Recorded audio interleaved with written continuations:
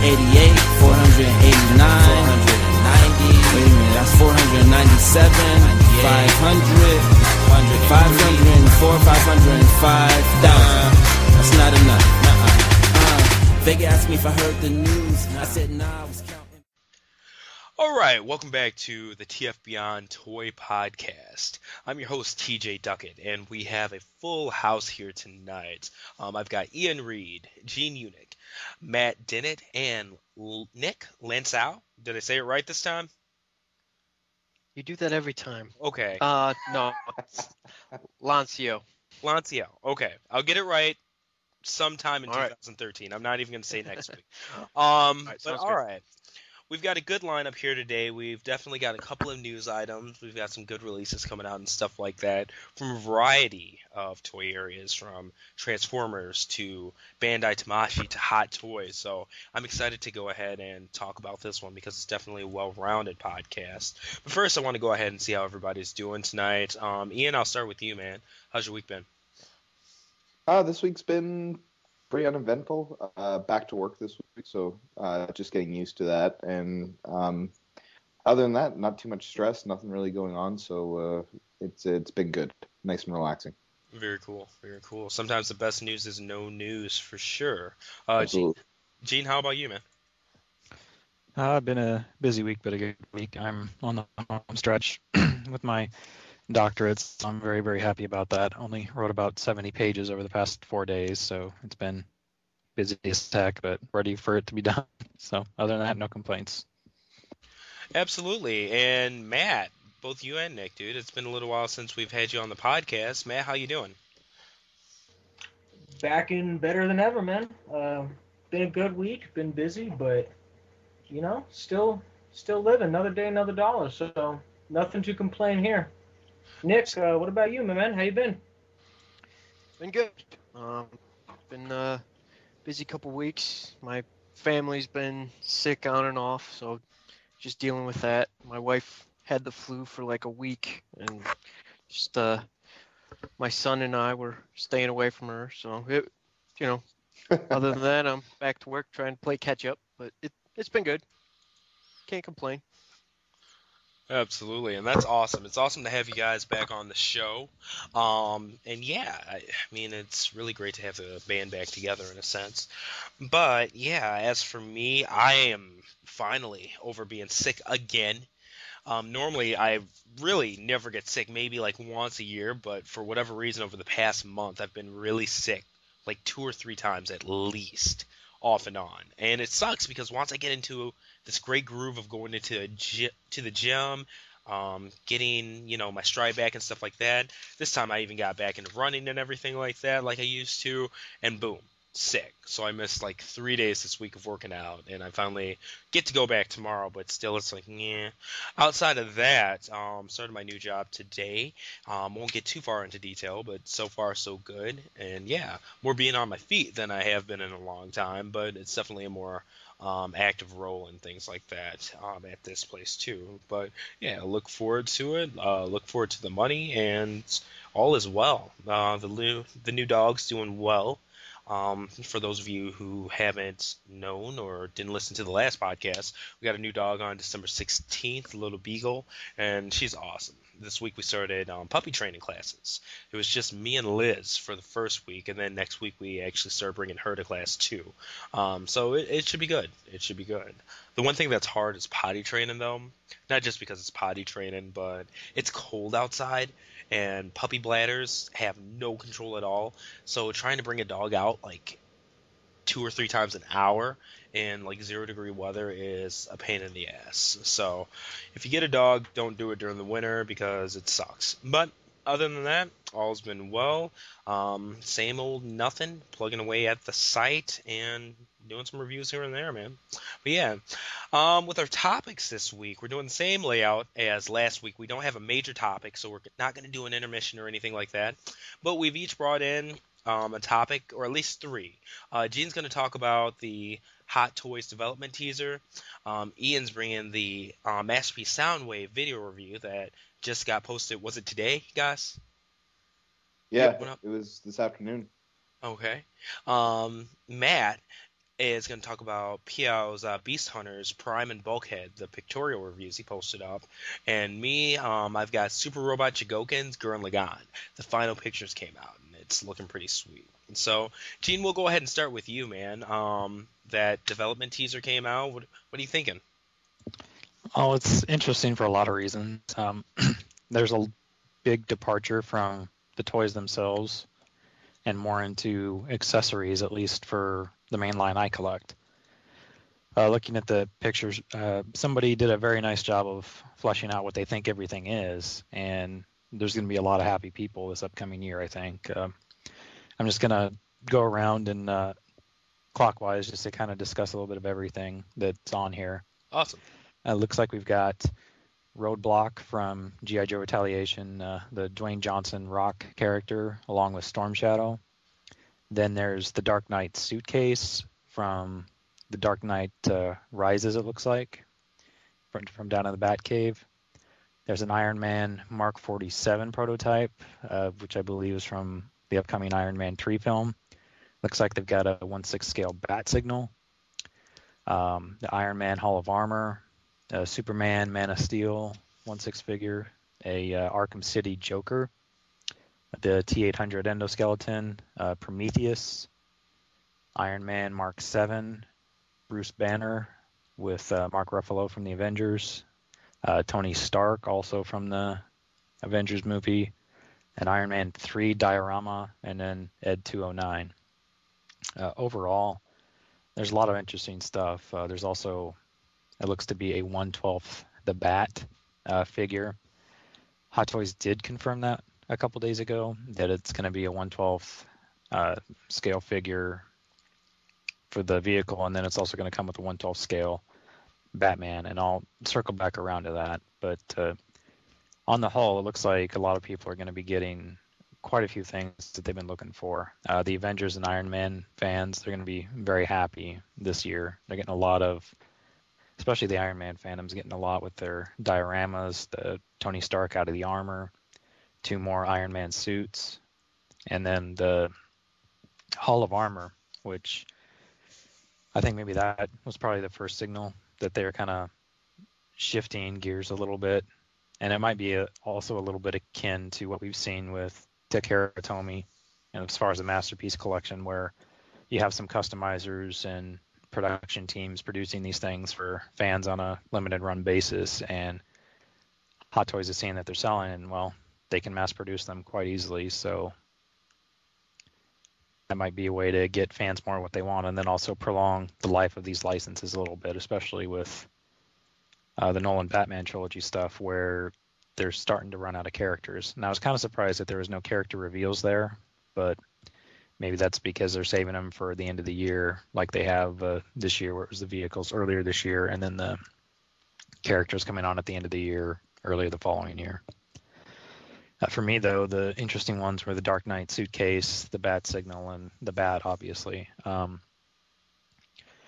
The Dark Knight suitcase, I was telling TJ, I was really, really stoked that they're doing that, because I was looking, because I've completed my Hot Toys collection with everything that's been released so far, looking to get one for a display piece. And now that they've got this one, I'm going to be holding off, because I'd rather have the official release, and then hopefully it'll save me a couple $100 in the long run as well, because the one-offs that are produced run about $500 or $600.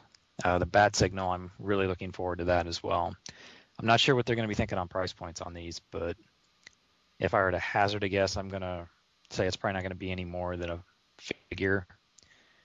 I'd say with the suitcase, you're probably going to be looking hopefully no more than 200, and I'm going to say the Bat Signal is probably going to come in right around $100. And if they do it well, I think people are going to scoop them up. The Bat's the big misnomer for me. I was talking with everybody a little bit before the podcast that it was just kind of a kick in the gut that it's a 1/12 scale, not 1/6, because it just really, really bugs me that that's going to be out of scale with everything else. That said, if that's the only one they're going to do, I'll probably have it, and I'll just try and set it up maybe somewhere way above in a display, so that hopefully the perspective will make it look a little bit better. But I still think, since they took the time to build the full-on 1/6 display piece, that I think it'll come out in some way, shape, or form at some time. I just don't think it'll be a mass release. It'll probably be more of a limited edition type run, but we'll see. And then the Joker Arkham City is going to be interesting. I'm not sure how well that's going to translate to what Hot Toys does. I know that we've seen those from Play Arts Kai and a couple other iterations with the DC Direct and those type of companies, but from Hot Toys, I'm curious to see how that translates, coming from a video game and a dark environment there to their typical real life likeness. So that one, to me, honestly, kind of feels like the biggest, I guess, reach as far as the Batman license is concerned. But that said, it may just do wonders too. So that's everything that was on there that I'm in particular interested in discussing, because the rest of it I can't speak intelligently about because I don't collect too much outside of the Batman stuff. So I don't want to weigh some thoughts in on those until I can form some more concrete opinions there. Well, I know personally the one that interested me was the Ed 209, because I'm almost positive that they've already put out an Ed 209, but it had some battle damage and everything on it, whereas this one hopefully wouldn't be all kind of shot up and everything. Ed 209 has always just been an awesome looking character to me, so but I think that's going to be huge, and I have no idea what these things would cost kind of price wise. Like, Gene, what do you think the Ed 209 would kind of go for? If I were going to guess, it looks like they have released one before back in 06, and you're right, it looks to be more like a battle damaged one. If I were to guess, I'm going to throw out probably about $300 or $400, because I think that's going to come in the range of like the Hot Toys Ironmonger. Yeah. And I don't think it's going to be quite as big as like your tumblers, which garner the $500 price point. So probably that $350 probably be a closer guess on there. That's pretty tempting in that range, because I don't know. There's something about RoboCop and then the Ed 209 that I always loved. Just a big stupid robot that just shot up people for no goddamn reason. And I'm just pulled it up on the site. It looks like Ironmonger is $480 on the site, so that might be closer in that range. Gotcha. And didn't you already have a Bat Signal? I did. It's produced by a third party. It's called Dream EX Factory, and that's one that I'm going to be reviewing here, hopefully in the upcoming month. But I'm definitely looking more for an official one after my experiences with that one. Oh yeah. Yeah. I mean, I'll read the review and everything, but so you're looking at picking this one up then? Yeah, it's with what I'm hoping to do once I finish rearranging my workshop and my display areas. I'll be looking for a couple of environments, and I have a couple ideas where I could easily see myself getting maybe 2 or 3 more bat signals to make everything work the way I want it. So awesome, man.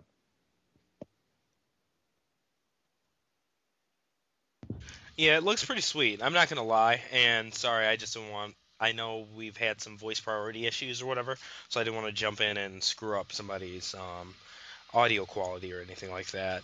But the one that I'm looking forward to, well, the Ed 209 looks fucking sweet. As long as it's not $500, I'm all over it. But the Arkham City Joker, yes. So that one's like a must get. So really excited that they're doing stuff that's outside of just blatant human movie characteristics, because like I've said time and time again, that's really not my personal thing. But yeah, overall they all look fantastic. You know, as crazy as it sounds, I want the Bruce Banner because I just adore Ruffalo's characterization of it. To be honest with you, I think he's a tremendous actor. But yeah, that Ed 209, Arkham City Joker, and do you know when the '89 Batmobile is supposed to be coming, Gene? I want to say that's to be coming out in June. Okay. And it's I want to say $550 or $600. And that's not bad with a payment plan, though. How many months do you get? Is it just 3? Because the Predator was just 3. It depends on the figure. Okay. The higher the price point, the more they'll let you go. My first tumbler, since I got in on it late, I did 5 months, and this camo tumbler that I pre-ordered was 7 months.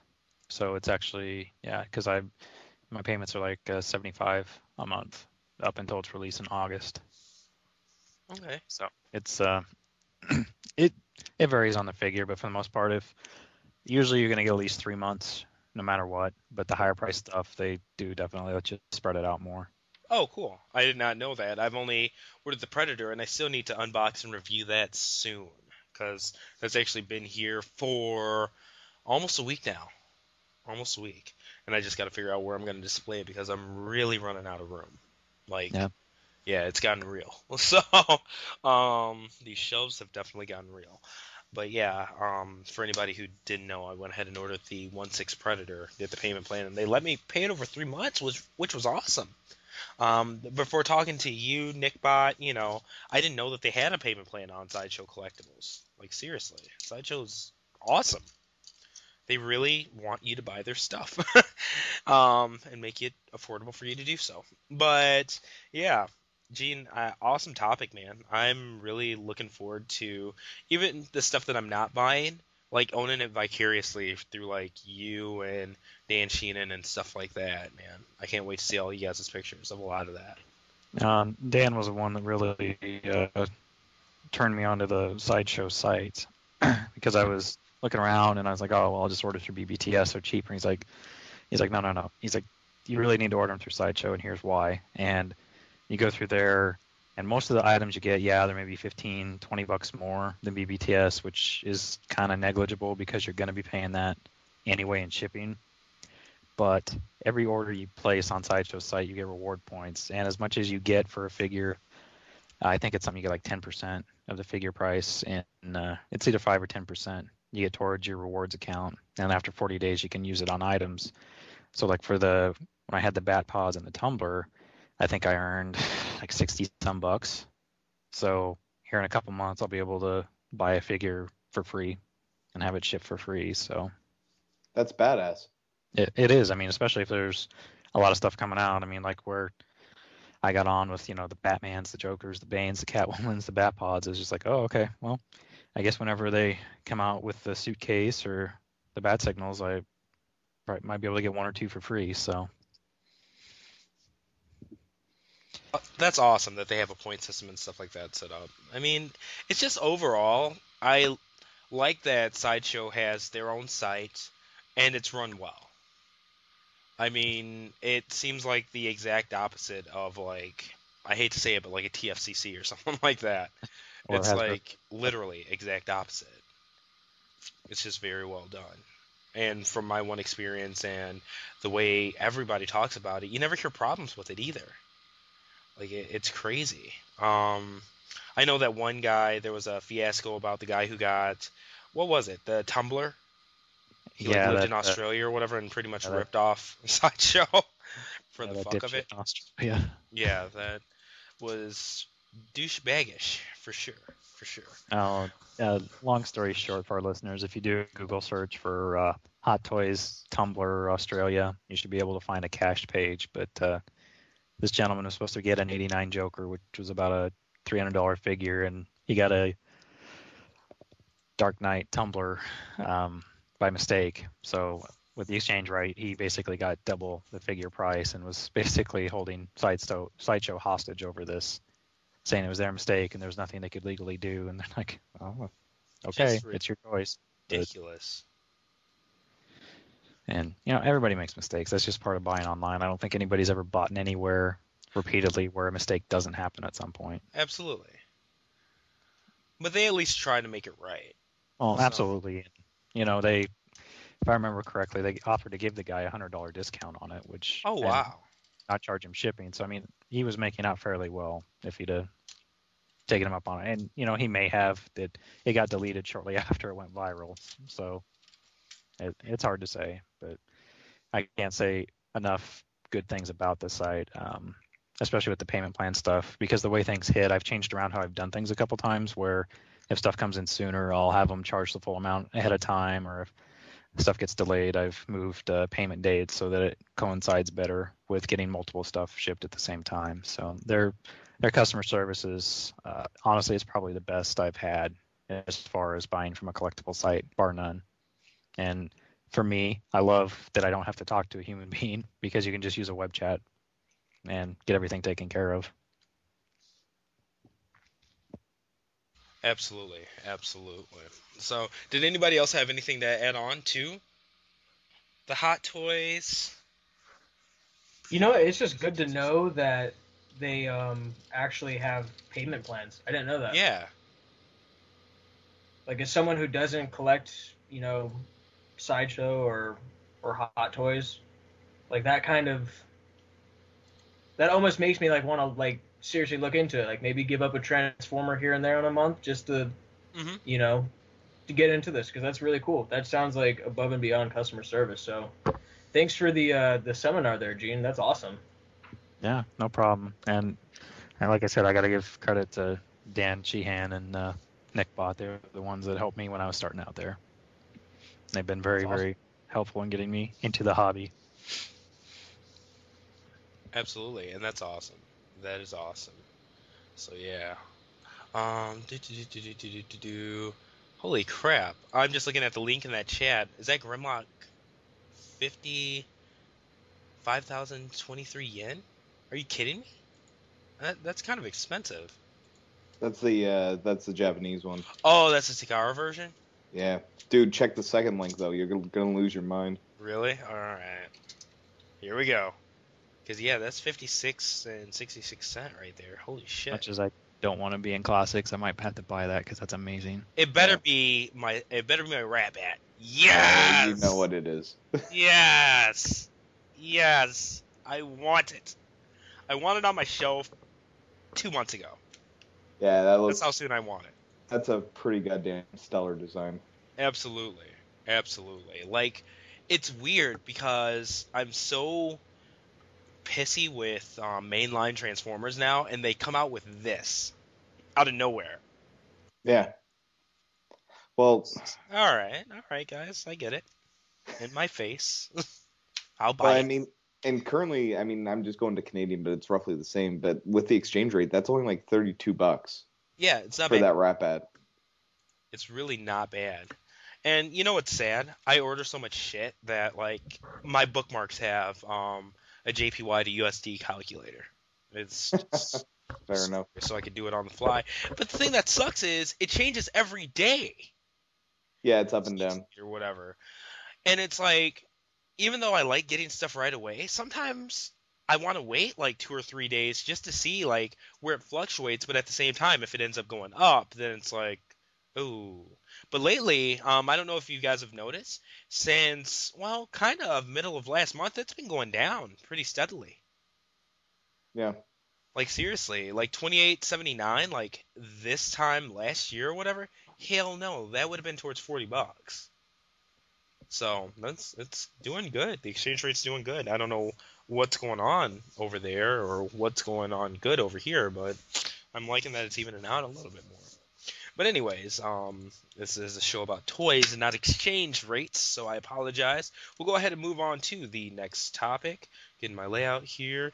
And that next topic is going to be you, Matt. P.O.'s Beast Hunters Prime and Bulkhead, too. The Pictorial reviews that he posted on TFW 2005. What are you thinking, man?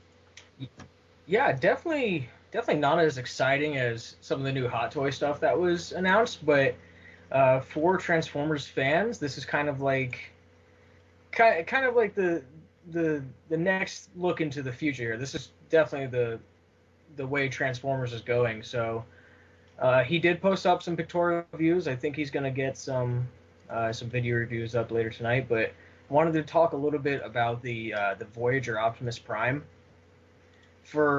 This is pretty much the first time I'm seeing in-hand pictures, and the Beast Hunters Prime, it's like a combination of like Energon, Cybertron, Animate, and Prime all kind of compiled into one. and just kind of seeing some of the in-hand pictures that he has, like this figure looks like it might be pretty fun. It's definitely not like a first edition Prime or anywhere near like the masterpiece quality we're getting, but this toy looks like it could be fun to photograph. It definitely looks like it has a lot of posability, and if this is the direction of where the Prime TV show is going to go, my interest may have just peaked up a little bit, because these things look like they went to the gym, they were shooting up with steroids in the back, and are just meaner looking. So that's pretty exciting. And he mentioned that the plastic quality is, he doesn't know if it's thin necessary or kind of cheap feeling, but unfortunately it's kind of like the way of Transformers nowadays. Like, it's just, we're never going to get the 2009 generation figures feel again. So, but all in all, I saw the review and it actually piqued my interest quite a bit. So I'm pretty excited to pick this up in store. I don't know if I'm gonna get it right away, but it is something that looks pretty cool. And I wanted to get your guys' thoughts on it too. Do you guys, these new look of Transformers, is it sparking your guys' interest at all, or is it just, are you guys done just moving on with Hot Toys? What do you guys think? I guess TJ, let's start with you. You never go first. Are you on these at all? I don't ever go first. Huh. Thank you. I appreciate that. But No yeah, problem. honestly, I dig the new look of Bulkhead. I like Beast Hunters in general. Like, I think the aesthetic's pretty neat, like the hybrid style designs and stuff like that. Not so unfortunately, I just sold off all of my Prime collection. Miraculously, I sold it all as one lot in one night. Thank you, Matt, Gene, all of you guys who retweeted me and stuff like that, because I'm sure that spread the word and helped me get rid of that stuff really quick. Plus the fact that I was selling them at like closeout prices, like I was about to be homeless or something. But I just really needed the space at the moment. But yeah, I mean, I think they look good for what they're worth. I would like the Prime a lot more if, like, my favorite non-masterpiece Transformers mold ever was not Cybertron Leader Prime. And it's so similar to that in terms of silhouette and stuff that once the silhouette's gone and you actually look at the detail of it, for me, and I'm not saying anybody else should look at it like this, IMHO, but it looks like kind of a cheap rip of that. I can't not see it as trying to be that Cybertron Leader Optimus, which it pales in comparison to. I'm not going to lie. So I'm biased in the fact that I can't look at it for its own. I did just look through the review, though, and I was screwed up about his face. I thought that was like a mask, just like a T-shaped mask or something with two eyes. And no, that's actually like a little grimacing face. That looks cool. Yeah, dude, that's his actual face. It looks awesome. Really fucking cool. He looks pissed. Yeah, I dig that. You know what it reminds me of? I don't know if you guys have this figure lying around, but the Transmetal, the first Transmetal Optimus Primal, almost has that exact like sneer on his face. Really? And it almost looks like identical. So that's kind of giving me like a good flashback vibe to Beast Wars. So I don't know. I'm trying to get on board with this Beast Hunter thing, and I picked up the Wheeljack Beast Hunter, which it was okay, but I think this Prime is going to be a lot more for me. So I'm excited for it. Absolutely. I think it looks good for what it's worth. Exactly. I'm just out of Prime. Period. I'm not going back. I've literally bought a complete Prime collection and sold a complete Prime collection twice. It's like that chick that you just argue with all the time, but keep going back to. I gotta cut ties. So, I mean, they're good for what they're worth. I'm surprised that Bulkhead was deluxe. That's odd. It's almost like a reversal of what they did with Cybertron, with Fall of Cybertron Soundwave. Like, he was way too big for all the rest of the characters in the lineup, and now Bulkhead's like small. You know, Well, he's the same height as Bumblebee now? What? it's weird seeing the vehicle modes though, because Yeah. the vehicle mode That's of mass shifting like crazy. yeah, like Prime and Yeah. Bulkhead are almost the same size. I completely agree with that. Like, that's really, really weird. Overall, though, I like the aesthetic of Bulkhead. I like that it gives me a Rhinox vibe, because I'm a big Rhinox person. Looks good. I like where they're going with it. You know, I know I'm probably in the minority, at least in terms of vocality, or vocalism. But I like it. Overall, I dig it. Not enough to collect it, even as, you know, the only Prime toys I collect. Nah, it's not my style. I'm just elsewhere, but I like it. I would not knock anybody for buying this stuff, you know? No, I hear I'm you. fine. I mean, you're saying Galaxy Leader, right? The Galaxy Leader Yeah, Optimus Prime. to The me, one that I have like 5 versions of. It's disgusting. when I first saw it, my first thought was actually Star Convoy. If it had blue windows instead of the green windows, to me it's just got that Star Convoy look to it. But And I can see that. I don't know, that the green windows are the one thing that really kind of irks me on the figure. That would be my big call out in terms of the thing I dislike most about the figure is the fact that it's going with that green windows and green sword. Like if it had gone blue, I think it would look much better, and I think it would go a long way towards making it a little more popular in terms of people's reaction to it. There's just something weird about the green. I will say that like I've done that mock-up in black colors, and I think it looks fucking tough when it's wearing when it's got all black with a little bit of teal and silver on there. My other thought on it is I want to get the Bulkhead mostly because I think you could do a really nice Man-at-Arms from He-Man Custom Nice. to Okay. go along with my Skeletron. Skeleton or whatever. Yeah. Yeah. Okay.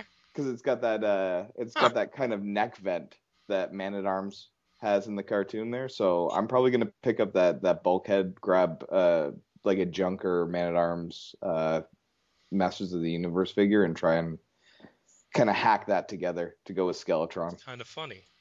Yeah, but I mean, I think it's really crazy how big that Voyager Prime is and how small it compacts down to. So, I mean, that's my thoughts on it.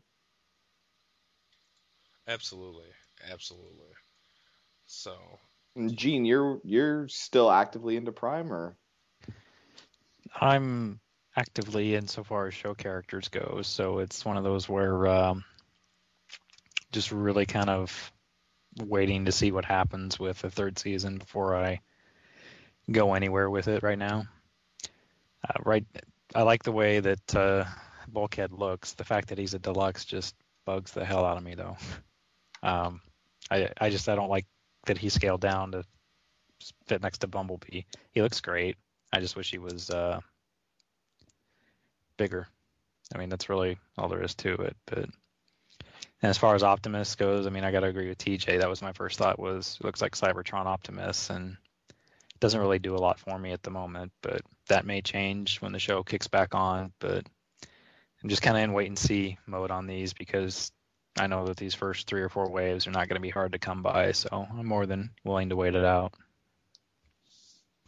absolutely. It's just one of those things where if I see him in hand, great. You know, then I'll consider it, but I probably won't buy it, mostly because I've got to stick to my guns with Prime, and I'm over it. You know, I really am. I want no connection to that. I love the show. I really do. I like the show quite a bit. It's fun, you know. It's not anywhere near like the comics in terms of enthralling or, you know, just overall good writing, but it's fun. I like it. It's a good Transformers TV show. Yeah, but I don't know.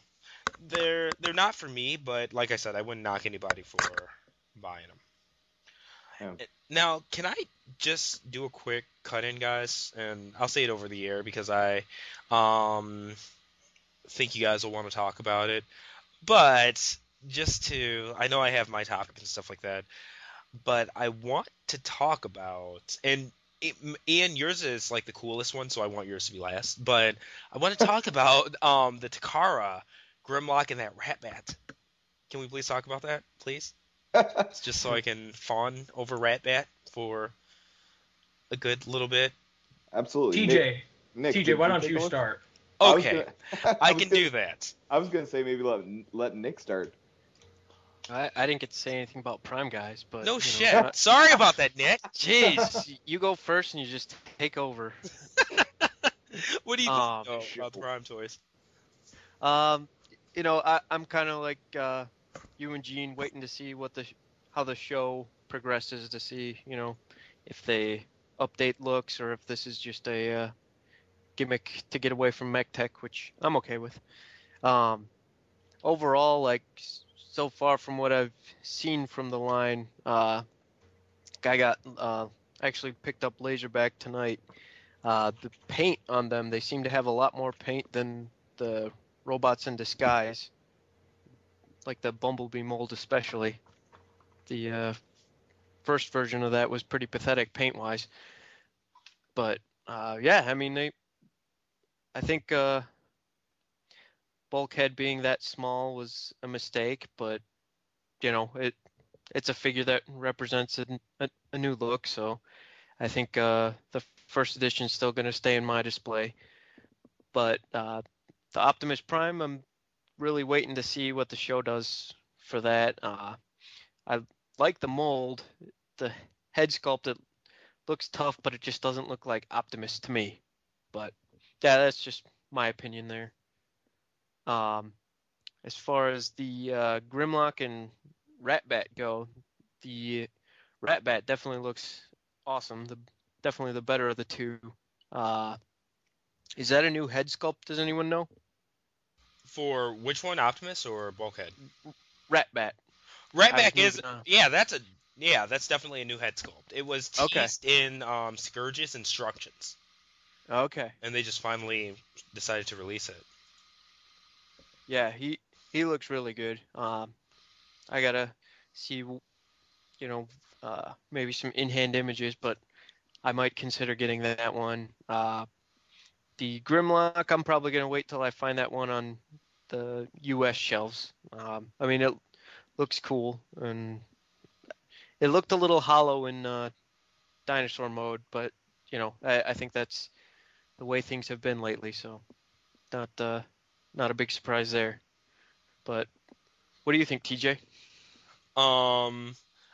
When it comes to Ratbat, that thing looks incredible. I have pre-ordered that.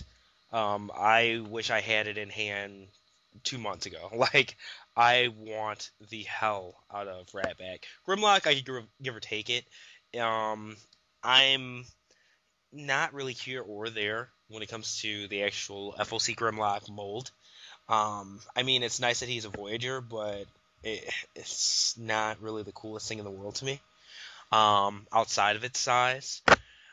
So I don't really need that in a metallic paint scheme when I can just go to Toys R Us and pick it up, you know, whenever it comes out here soon, if I want it. Now, I really would have. I really wish they would have gotten the Fall of Cybertron guys out a lot quicker. Because, like, for me, if Grimlock had been out like right when the game came out, I would have been all over that. Dude, it's what me and you put hours and hours and hours into that crap. Like, we were obsessed. Yeah. Yeah, dude. I would have had like my FLC Grimlock like sitting by me while I was playing with it, while I was playing the game. Like, if it, you know, because it would have just been cool to have the swag while the game was so hot, you know? Yeah, definitely. Because it was a solid game, and when it first came out, man, we had rooms and rooms and rooms full of people. Like, I had random people just from TFW adding me and stuff like that. Random people on my playlist that I didn't even know were into Transformers were playing. It was just great. And even now, like, the servers aren't that bad. I started playing a couple of days, or yesterday, not a couple of days ago, again. So I went ahead and leveled up my Destroyer to 25 because I'm going for Prime 100 or whatever. But yeah, the online servers are still pretty kicking, not gonna lie. But it seems like people are prone to drop off a lot faster. Sorry for that segue. I guess that was more for Nick, but people quit a lot more now than before. It's really weird. But yeah, I'm with you. I wish that these toys would have came out a bit sooner when the game was still really fresh. Because now, FLC is kind of an afterthought. It went from, Transformers franchise getting all this to a good video game that's nice to play online every so often. So now toys to go along with that. It's not the same as when it first came out and it's like, revival of Transformers in video game form, that kind of thing, Yeah, like, honestly, in terms of what you're saying with... And you know what? I'm going to let everybody say their thoughts on Grimlock and Ratbat, but I've got something else for you, Nick. That kind of segues into what goes with what you said about timing of toys. Matt, what do you think about Grimlock and Ratbat, man? Throw it over Grimlock I'm just going to wait on a North American release. I don't think the shiny metallic paint is enough for me to justify the Takara purchase. It doesn't even look like when we first saw it, it looked like one hell of a figure, but now that we've seen a little more in-hand shots and promotional shots, it looks like it's just going to be an average figure, so it's something I'll get just because it's fucking Grimlock, but it's not going to be like, I'm not going to rush out and get it. Now, the Ratbat is, I just want so much more out of Ratbat. Like, after seeing, the Ratbat personality in the IDW comics, I just don't see Ratbat in the Scourge mold at all. Like, it looks like it might be a cool standalone figure, but as Ratbat, I just don't see it.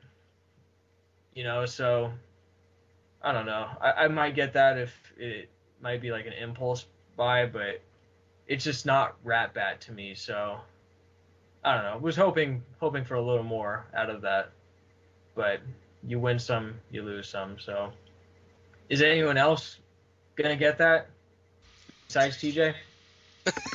Yeah, man, that Ratbat for me is completely bought. As far as I'm concerned, the head sculpt is almost directly right out of the IDW comics. Exactly. Like that head sculpt is like if you read Megatron Origins or even what was the other one that he was pulled out of War Within, which was Dreamwave, I think. But that head sculpt is just 100% pure Senator Ratbat from those comics.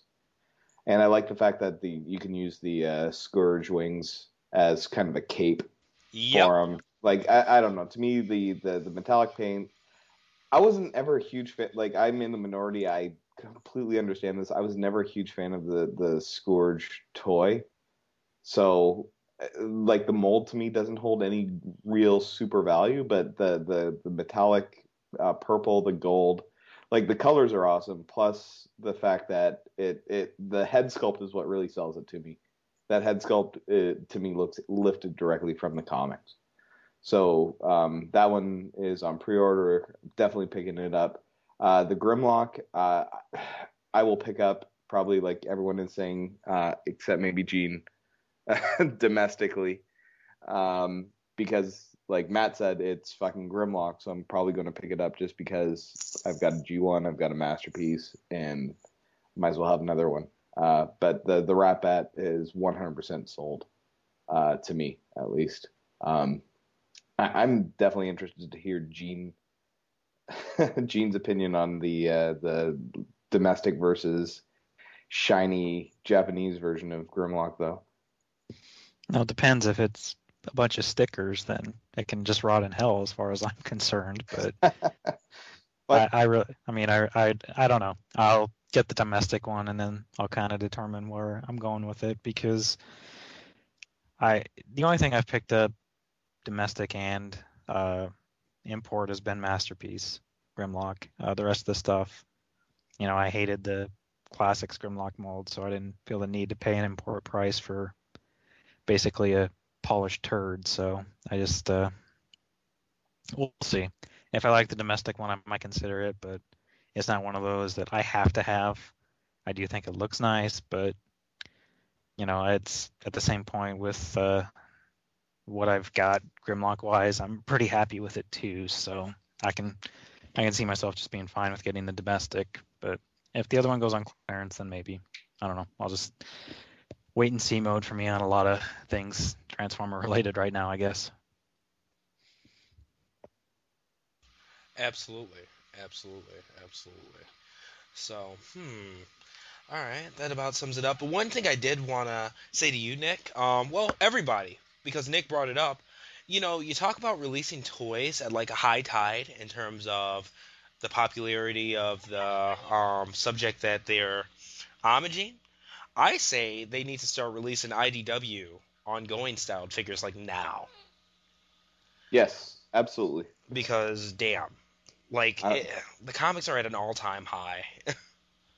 Like, and from both series, give me a nice Prowl from RID and pretty much any character from More Than Meets the Eye, and I'd be super happy. Absolutely. Now, quick question to you, Ian. Which Prowl would you like? Do you want him after the upgrades? Yeah, I want his current badass kind of steel core looking self. Like that to me would be an awesome figure. And I don't know, in terms of the More Meets the Eye, I think I would really like to get Rodimus. Get a Rodimus. Yeah, I don't know.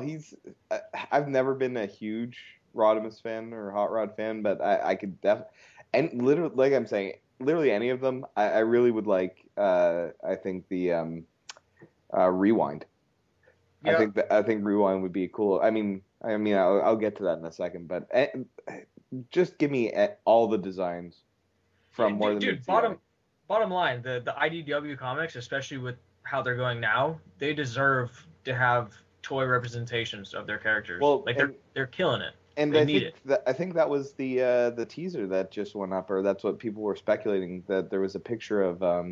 Yep, I just linked into the chat here. If you guys haven't checked it out. Exactly. And from what I understand, I'm going to say New York Comic-Con or something like that, I guess Hasbro was talking about doing pack-ins with comic books for some figures. Please. So if that's the direction they're going in, goddamn, more power to them. Because there's some, like, even some of the, like, Swerve and those guys, like, or Cyclonus and Whirl. There's so many killer designs that they could do that I would definitely not be opposed. But I think the big surprise for me was that RID Prowl just looks so good and just so angry, which I love for his character. So.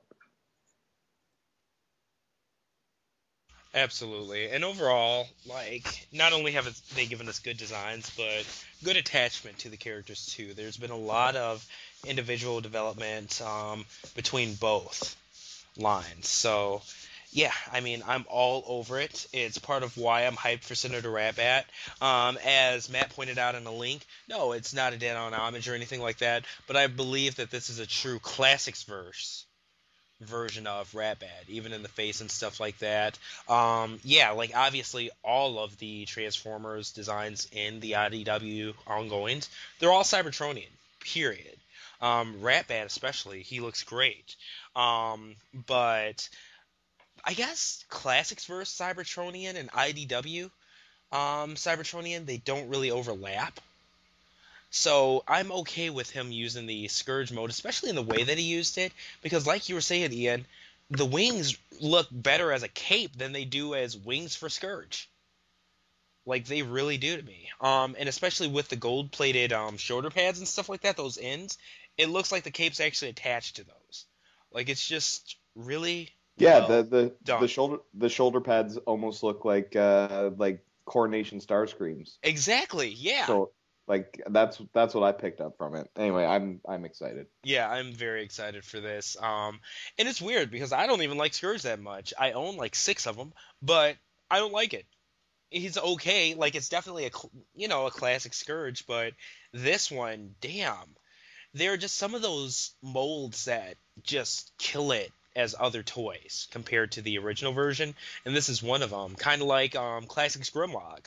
Like, he sucks as Grimlock, but Overkill, he's amazing. Loved Overkill. Shattered Glass Grimlock, amazing. And honestly, even Mirage, that mold, he's pretty cool as Mirage, but Dragstrip is just sick. Like, I really like that one as Dragstripped, a more stylized version of that. Yeah. So, yeah. The yellow and the kind of what you call brown. Like, it was a good little homage. Absolutely. So, yeah. But all right, moving on from that. Let me see what the other topics are. I know we knocked out me, Jeans, Ian, and that leaves your topic actually, Ian. There was a Masterpiece Soundwave video review from TFW 2005 board member Thiel MJ. Or Mac Thielman. Yeah, awesome dude. I haven't gotten a chance to check out the review yet, but I've seen plenty of pictures and things like that of Masterpiece Soundwave, and yeah, I want to see you guys' thoughts on it. Ian, since this was your topic, I want you to start off.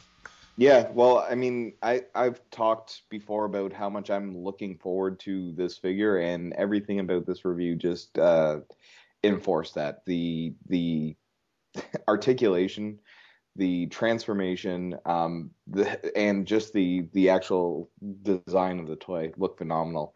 It was crazy having. If you haven't seen the review, it's kind of hard to watch. It's the camera. I guess it's a new camera and he's trying it out, but he's had some issues with it. It's just it's hard to visually watch. There's a lot of white balance issues. Other than that, though, if you actually get through that part and actually just look at the toy, when he puts the G1 Soundwave with the Masterpiece, and the size difference is negligible in terms of the cassette mode, and then you watch it unfold into this huge fucking robot that looks awesome. It's pretty cool to actually see, and it's one of the things I am like for this year, for 2013. It would surprise me greatly if anything kind of trumps Masterpiece Soundwave in terms of my favorite toy, because I've been waiting for this guy for a long time. The fact that the arm articulation is there so that he can press his own button, the little laser beak, the way that it folds out, I was actually super impressed with the engineering that went into that laser beak. I mean, we've known for a while that it was all self-contained, but actually watching that thing fold out, and the fact that it's got mounting points on his shoulder and his forearm, really, really cool. I know the reviewer was less than thrilled with the hips and the feet. I know it's really hip to kind of knock ankle articulation or ankle swivel or tilt or whatever it is right now, so I'm not even going to go down that path. That being said, it looks like it does everything that I'm going to need it to do, and it does it so well in such a clear-cut homage and respect to the original toy that I'm super happy. I cannot express enough how much I am looking forward to getting this figure in hand, to playing with it, to taking pictures of it. So I don't know. I'm just going to continue to gush. When I actually get it, I'll probably continue to gush at that point. So I'll probably cut myself off now, other than just the fact that the one thing that was a real surprise was the way that he handles kind of the shoulder mounted battery, and how that kind of folds up and out, which was a nice little surprise in terms of the review. And I like the way he actually handled the review and handled kind of springing that on us. So, TJ, I know you didn't get a chance to watch it. Has anyone else seen the review? I actually saw it. I wanted to touch on this too. I thought, the way he went through, each of the accessories, seeing them in hand now, I mean, we've seen millions of pictures, but like his he's got the two batteries. One turns into the shoulder cannon, the other one turns into his gun, and just even how that transformed from a battery was really cool. Yeah, the little kind of automorph that it did. Yeah. Yep, and I like the Energon cube. I know we haven't gotten an official one yet, so it was kind of cool to see how that attaches to him. Laserbeak was amazing, just how it transformed, everything folded out from inside the tape, and especially how posable it was for, a rectangle turning into a bird. Yeah. Then I definitely like how it has the clipping points on to Soundwave as well, so he'll stay put. Soundwave's alt mode, it looked amazing from 3 sides. The back, wasn't a flat piece of plastic like the G1 toy, but it does what it needs to do. It isn't horrible, and really I don't really care about the alt mode because I'm gonna have him in robot mode anyways the whole time. But yeah, that I know the reviewer didn't. It seemed like his legs were a little loose just from watching him move it around, which I don't know if that attributed to maybe him not caring for the hips and stuff. But I like you said, it does everything I'm gonna need it to do. Yeah, I was wondering if those panels on the side clip down anywhere. Mm-hmm. Because they cover up the hip ball joint things. Yeah. That it looks like he has. He doesn't have ball joint hips, but it kind of looks like it. Yeah, well, also the ones that fold down onto the side of the calf. Mm-hmm. Like I was wondering because they seemed like they just kind of hung there, so I was wondering if there were any clip points that those kind of went into. Mm-hmm. Yeah, I can't wait to get my hands on this, but yeah. It looked great just seeing it actually, moving around and not just a posed, possibly Photoshop picture. Yeah. But yeah, it was good, and I think his camera was just on auto the whole time because it was flashing whenever he moved something around. When the background got too white, it would Yeah, and the white balance was it was a little out. I appreciate the guy getting a review up. It's just the camera work could have used a little work. Yeah, I'm not gonna knock him. I was just glad he showed us Soundwave this early. So yeah, no, absolutely, man. It was really cool to see. Did anyone else get a chance to see it? I watched a little bit of it. I was at work at the time that it popped up, so I didn't get a chance to watch all of it. But from what I did see, just commenting on the figure, it looks like it's going to be right on par with MP10 and MP12. Like I have no worries with this figure. I think it's going to do everything that I want it to do in a true masterpiece Soundwave. The cassettes just look superb. Like that's the most exciting part for me. Having fiddled around with some of the G1 cassettes and everything, like they're probably one of my favorite parts of collecting. Like I just love collecting the cassettes, and I'm really hoping that we get repaints upon repaints of these masterpiece cassettes. Like I know it's going to be stupid expensive, but I'm really excited to see that playability and the functionality of how they transform. That's the part I'm most looking forward to, and hopefully this opens up the door for maybe a blaster masterpiece down the road after we get some of the more prominent characters in here. But as far as masterpiece Soundwave, I should have had this 2 weeks ago. I'm ready for him, so I'm definitely excited.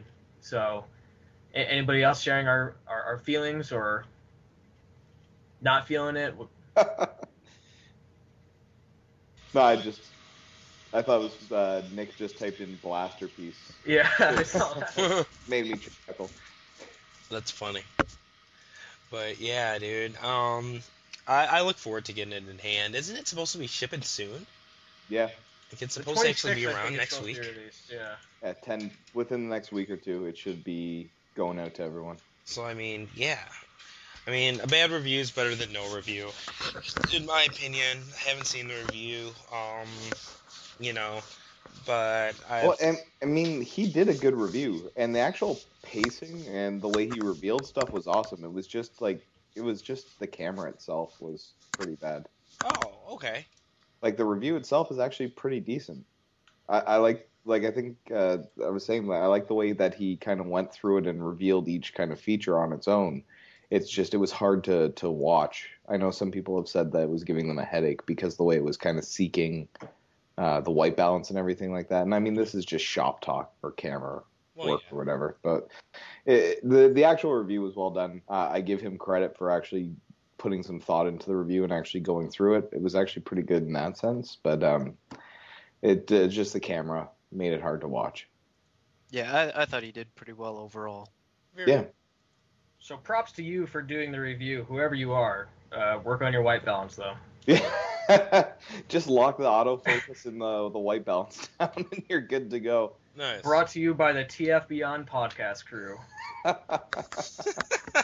Jesus. Like, honestly, with my camera, yeah, it has autofocus, and I could do it during video, but it's so wacky that I literally used it once and got pissed. Yeah. Like, yeah. Because autofocus, I don't know if the guy's using a DSLR, but at least on a DSLR, it's not fast. In any sense of the word. Like, I will say, this guy's camera, whatever it is, it had crazy quick zoom in, zoom out. Nice. Like, it almost looked like he was cutting between, he was like, I'm just going to zoom in on this, and then it was, like, already there. Huh. There was it was almost like a digital zoom. So that's awesome. Yeah, it was weird. It's actually awesome. But go ahead. I just once again, this thing, I think it is going to be one of the top tier masterpiece, and the transformation does look super simplistic, but I mean that's what you're working with a simple transformer. I think that's it's a tape deck. Yeah, I mean that's always there's not much you can do. Yeah. Soundwave, like that's his strength and his weakness, right? Like his alt mode is shit.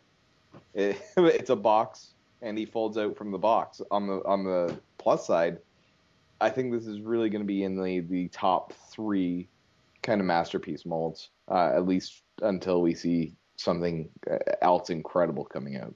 Mm-hmm. So. And that's completely understandable. Yeah, I mean, I don't know. Like you guys said, it's a tape deck.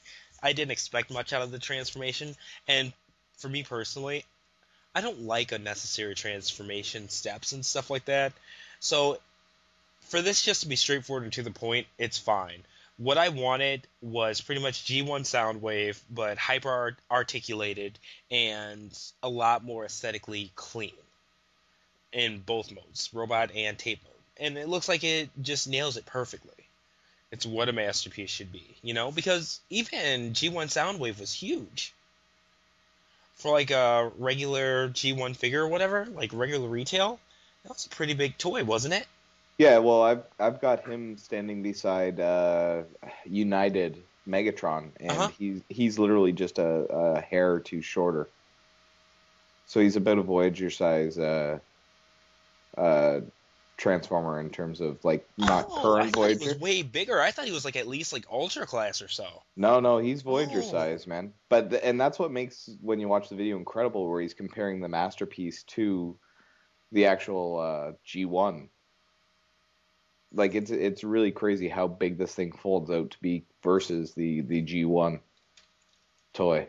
So that's really cool, really cool. And looking at it, it's about the height of the standard height now of MP10 and Starscream and stuff like that, right? It's a little shorter than MP10, but a little taller than Starscream. So right in between, they're even Starscream and Masterpiece Prime are within ahead of each other, so they're right in there, same scale. But very cool, very cool. Props to him for getting it up, and yeah, can't wait to watch the video then, and can't wait to own it. So yeah.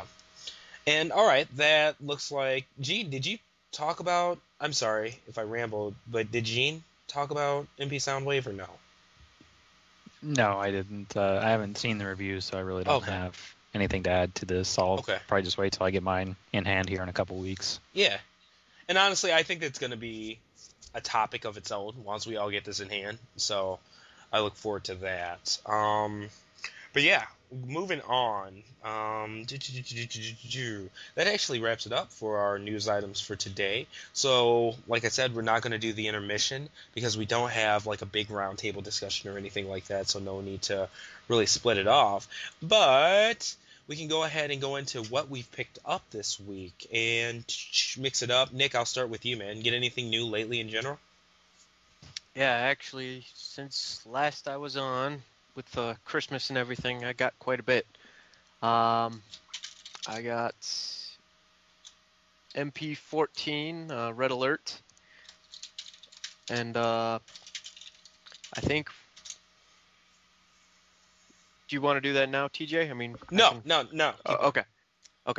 I got the Masterpiece Red Alert, and he's a repaint of Sideswipe, but I kind of am enjoying the colors more on this guy.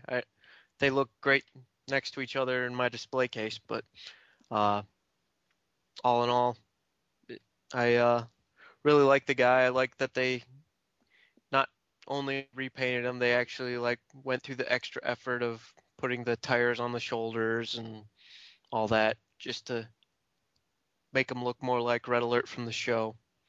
I got MP11, which I had already had, Sunstorm, Thundercracker in that mold, and I had the old Starscream and Skywarp. But yeah, it's nice to have the Coronation set version. Colors are great on this, and yeah, I really like the guy. Finally, I think I'm done buying Seekers for a while, which is a good feeling. Unless they do Skywarp. Oh man, yeah, probably. And then I'm probably gonna buy another Thundercracker so I can have the 3 in plane mode in a shelf. So yeah, if they do that, that will be not good for my wallet. But I also I think last time I was on, I just got X-Graver for the Hercules set, and I have since gotten Structor, Heavy Labor, and Dr. Crank, and all those guys are great, and I'm spacing it out a bit because dropping and getting all 6 guys at once was a little too expensive, so I've kind of been staggering them, and having them in individual bot mode is kind of cool for a little bit in a display. But yeah, after this next wave of masterpieces, I'll be finishing them up. Which ones are you missing? The Mixmaster and Bone Crusher. You intentionally left out one of the legs and one of the arms, or? I was kind of going in the order that I thought they looked coolest in. So fair enough. Those 2, I'm like, I can wait on those. So yeah, Bone Crusher was kind of my least favorite of that whole set. Yeah, he looked the weakest to me, and then the other one, Mixmaster. I think I'm fine with waiting a little bit on him. He looks good, but I like the other guy better. Yeah. And then let's see. I got Laserback tonight. I was at Toys R Us with some rewards bucks that I had to spend before they expired, and picked that guy up for like $4 out of pocket. And he was actually a decent deluxe. I really liked the guy. He felt a lot more solid than the Prid line.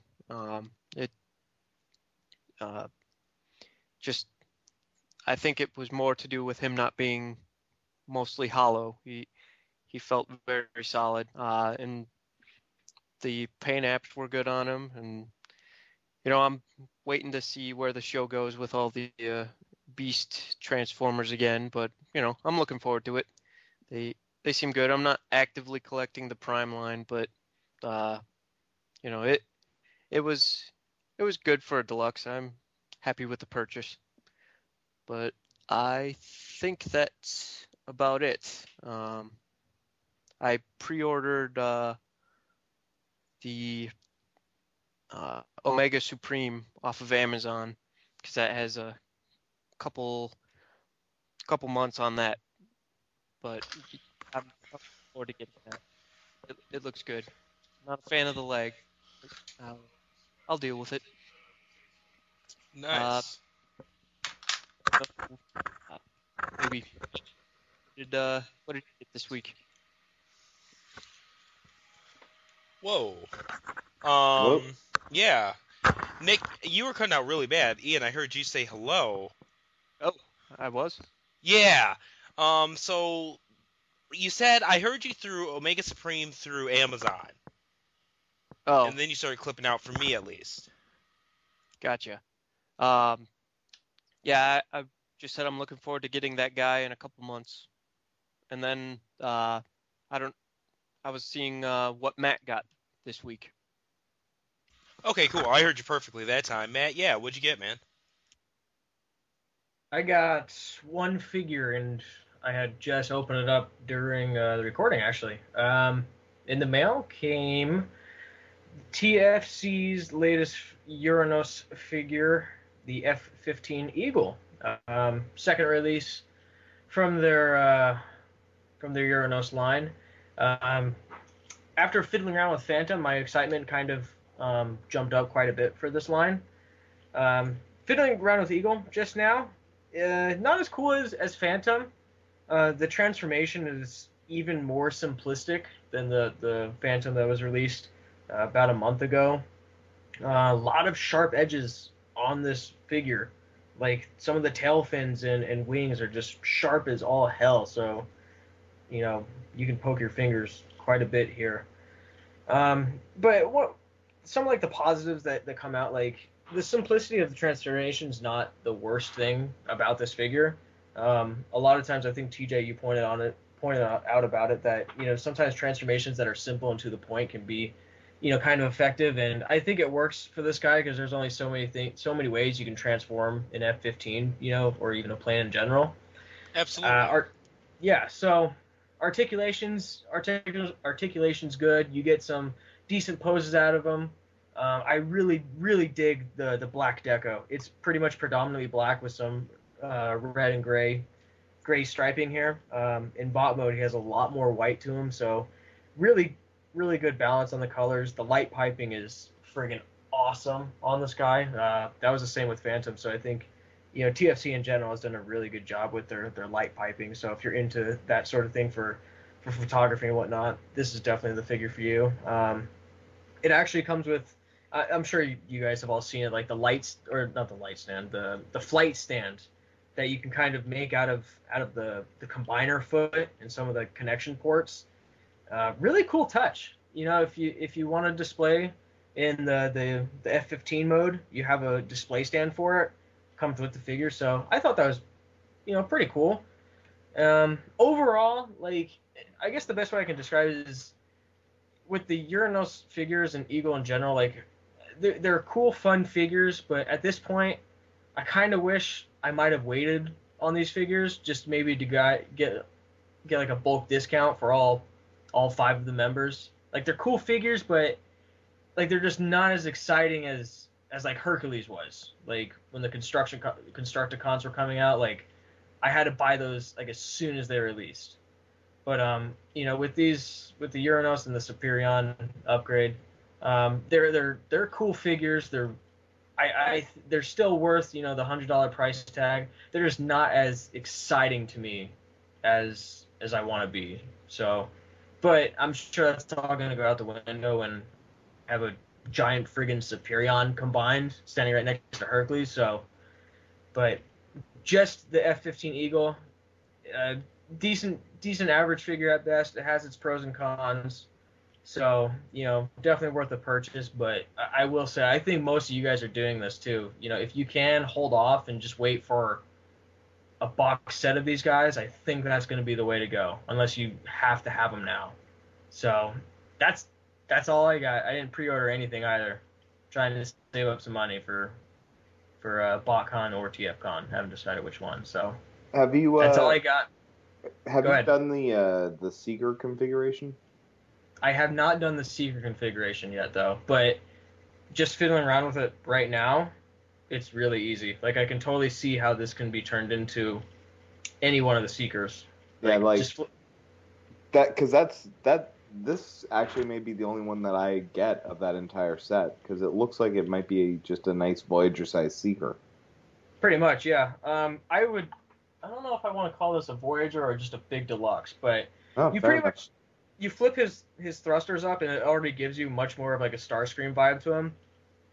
So I mean, going with that, like if you're into customizing it all, like this base figure could probably serve you a lot of purposes. Like I could totally see this being customized into, you know, a Sunstorm, Starscream, whatever the case may be. So, you know, it definitely, I mean, just being the F-15 Eagle alt mode, like Seeker potential right there. So I guess if you have the money, you can even troop build these things and customize the shit out of them. So Yes. Yeah. Yes. You're tickling TJ's fun bone there. Uh-oh. But no, I hope they actually just do a repaint. Just give me a fucking straight up repaint of that mold in Starscream's colors, and I'll probably bite on it. You know, I think you have a good point. Like with the Constructicons, there's only so many repaints you can do, but with these guys, like it's endless. Like you can do Starscream, Skywarp, Thundercracker. You can do so many repaints with these guys. So I definitely like how many different jets are there that have been Transformers? dude, it's ridiculous. And So and especially for TFC, I mean, if they want to really capitalize on it, you can even branch out and do crazy things like with some of the other molds. Maybe do a Skyquake or a Yep. Dreadwing or whatever you want to do. That'd Like, be great. I think like- there's potential for that. So That's what I really hope they do, because I might actually get a couple of these as standalone molds, and if they happen to all combine together to do some kind of weird kind of day glow weird color combiner, I might be down for that.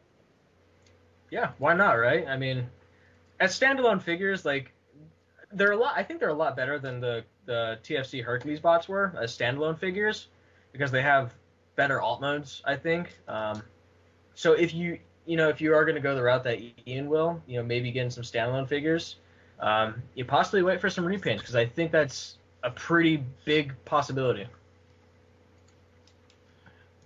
Absolutely. And honestly, at this point, you know, after the whole Hercules thing, I waited on Hercules. I got the whole set for $450 shipped. I hate to say it, but as much as it'd be nice, especially from like a review standpoint and stuff like that, to get these figures in hand first thing, I'm good, man. At $100 per figure, I'm all right. I mean, they look great, but that's just a lot of money, especially collecting other lines and stuff like that. Yeah, dude. If you have $100 other can get lines, me some other shit. oh yeah, absolutely, dude. If you're collecting other lines that take priority, like by all means, wait for a box set on these guys, because they're not the most spectacular figures. So, but I don't want to downplay them, because they're still a great figure. But if you're, you know, collecting other lines, definitely, this is on the other priority list. Oh, for sure. For sure. I completely agree. Yeah, I'm glad that you have them, though. I wish you did video reviews, man. Because it seems like everything I don't get, you get. And it'd be cool to see, like, your opinions on them and stuff like that, you know. Yeah, I've tossed around the idea of doing video reviews, but It would be really cool. stay tuned. Stay tuned. We'll see. Nice. That works. On G1Journey.com, is it? Or, because I know you just got a domain. It is officially G1Journey.com. Yes. Just today. So Doesn't I took it just your feel advice better? especially. Oh, dude, it's awesome. I Yeah. took your advice, and it's just, not only does it feel good, but it's just a lot easier for people to If find. telling and, people, yeah, your site and stuff like that. Exactly. yeah. Exactly. So definitely a good move, and I don't know. I'm really excited. Like this is pretty much become a second hobby of mine. Just writing about these figures. And Yeah.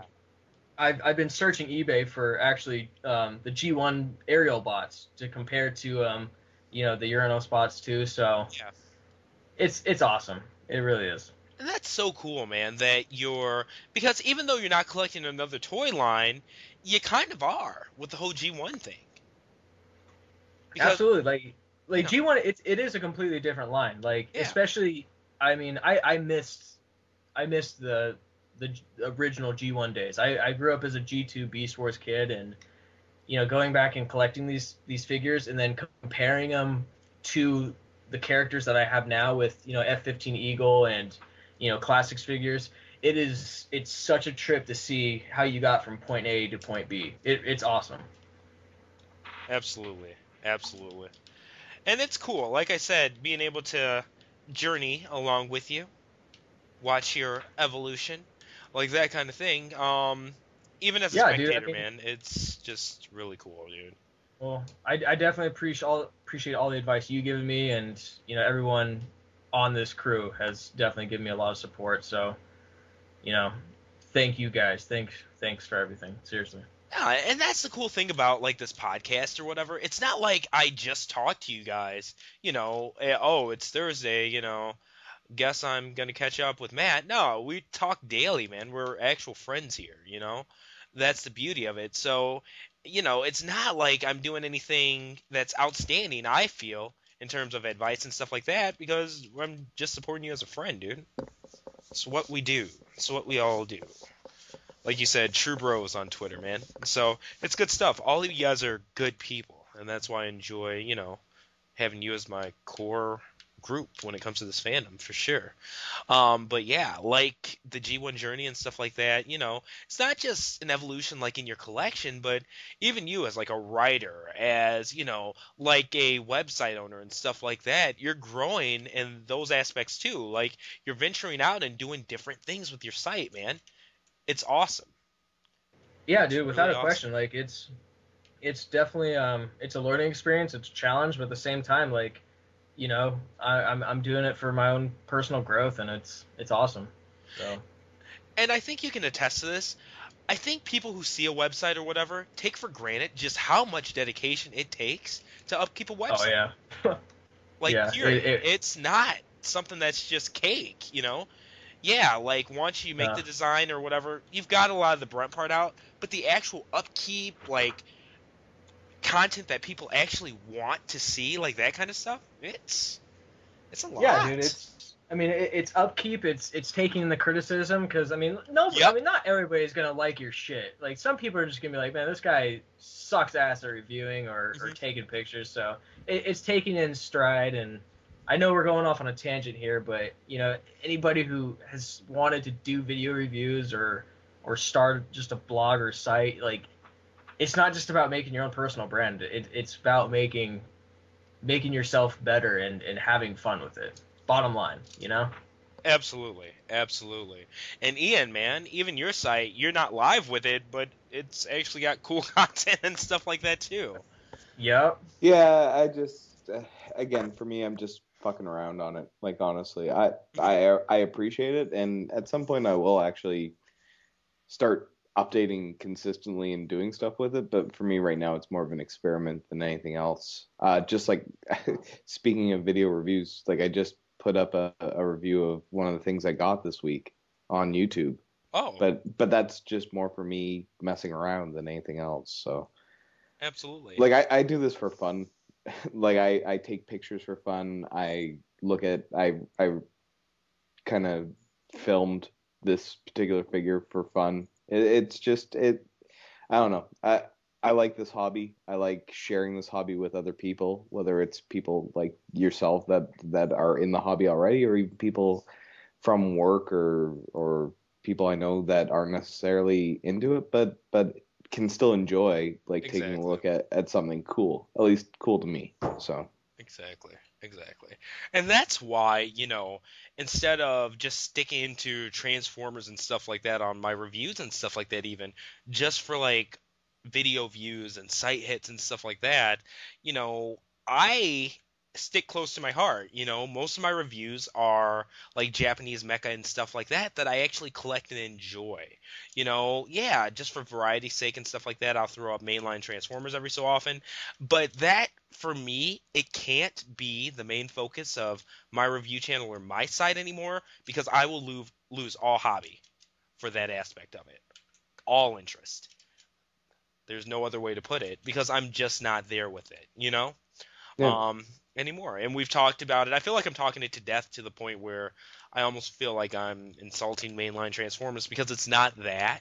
It's just most people who listen to these podcasts know, even if it's Transformers, masterpieces are just plain more cool than prime RID figures, It's not anything that's insulting. It's just kind of where the world, and you pay a specific price point for what you get.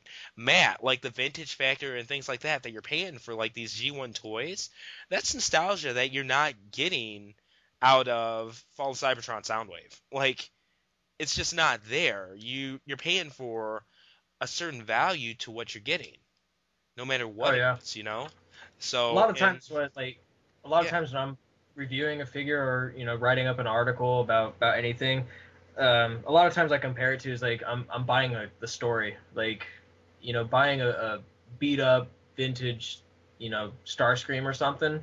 I'm not only just buying the figure, but it's the story that comes with it. Like it can get pretty deep, man. Be honest, but it's fun. It really is. Absolutely. I don't know. It just kind of is what it is. It's kind of nice that mainline Transformers aren't the best quality now, because it's a nice opportunity, I think, for even Transformers fans to kind of branch out into maybe even other areas of Transformers. And Yep. pick up some stuff you've never tried before, whether it be G1, whether it be like masterpieces or something like that, save up instead of buying those 4 or 5 mainline Transformers and spending $100 because they're $15 a piece now. Take that $100 and buy a masterpiece. Check out, MP Sideswipe or something like that, because it just opens your eyes up to different aspects of Transformers toys and stuff, and I think it's worthwhile. So it's one of those things to where, I don't know, you don't have to leave Transformers to get a taste for different lines and different qualities and stuff like that even though I don't particularly collect mostly Transformers anymore, it's still where my heart is. It's what got me into action figure collecting and stuff like that. And I still have more attachment to Transformers than any other toy line. Period. It's like actually sad for me that, it's not the best right now. Because I would much rather be able to pick up stuff. There's such a fulfilling feeling about picking up stuff at retail that's good. Like Thundertron, it was a treat to get him, and even Ultra Magnus in hand, But some of this stuff, like even I got Fall of Cybertron, Soundwave, and Ultra Magnus, and I haven't even taken those out of the box. I think I'm going to take them back because they're just like, yeah. And it's not a money thing because $15 will come and go, But it's just, is this worth it, No. I don't buy stuff just to have anymore. And that's another thing that's changed about my collecting. Because when I first started, if it was classics, I'll get it. Need to complete classics, blah, blah, blah. And now, it's like, no. It's not as much about the afford thing. It's even space, And Gene, I'm sure you can attest to that too. Absolutely. It's it's a big reason I've gotten out of it, is it hits a point where it becomes too tiresome to try and keep up. Especially when you look at, as we've discussed previously, all the different companies having classics fill-ins, classic shoehorns, and it really becomes a grind, for lack of a better word, to try and do it. Mm-hmm. And it's a big reason why I'm getting out of classics, is A, space, and B, I don't have the desire or want to keep up with it. And I'm kind of in the same boat you are with Prime, where this is the second time I've completed it and sold them off. But I just,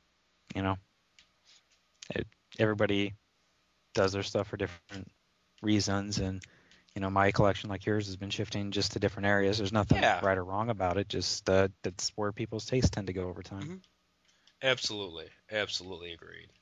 I mean, it's kind of one of those things where it kind of is what it is, but it's what happens.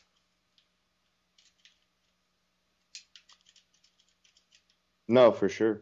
Yeah. So I mean, for me, I ended up picking up a couple things this week that added to 2 of the collections I really like, and then 1 figure that I was super excited about. I got 2 versions of the Bendy Prime from Armada. Oh yeah, Like I got, which look great. Awesome yeah, pictures. dude, I was super excited. I got Armada Nemesis Prime, and I Yeah. got Scourge, Micron Legend Scourge, which is the Japanese Mailway black version. Yep. And those were 2 ones that kind of, like, I'm almost done with my black primes at this point. I need Onyx Primal. That's crazy. Yeah, well, I mean, because I'm not doing any of the movie molds, because fuck movie molds. But still, that's fucking nuts. Well, I showed you that picture. Yeah, the shelf is packed now. Yeah, and I mean, there's gonna be more comings because I still haven't got Nemesis Prime from RID yet. Yeah, that's in my pile of loot at Big Bad. Plus, I mean, there's the subscription Scourge that I'm getting from Gene at some point this year, and then the Masterpiece at 10 Black Prime. So I'm not even sure where I'm gonna fucking put all that shit. But yeah, like I'm almost done catching up with Black Primes, and from now on, it's just whatever comes out in the future. For sure. Yeah. And then at the same time, Gene shipped me 2 of the 2 awesome Cliff Jumper figures. He shipped me the little Henkei Cliff Jumper, the little Legends class one. The iGear one, or no? It was in the Gene. What? It was in the 3-pack, right? Yeah, it was in that 3-pack with Beachcomber and Brawn. Oh, from the Henkei release. Yeah, it's like a little silly Henkei one but it's awesome. Like every time I pick it up, I get a little smile on my face because it's just such a ridiculous little toy. And so it's like a little version of the classics mold. So I got that, and then I also got he also sent me the Dr. Wu head for the Terracon Cliff Jumper for Prime Robots in Disguise. So I got that as well. So I mean, like in terms of Cliff Jumper stuff, now I'm pretty caught up.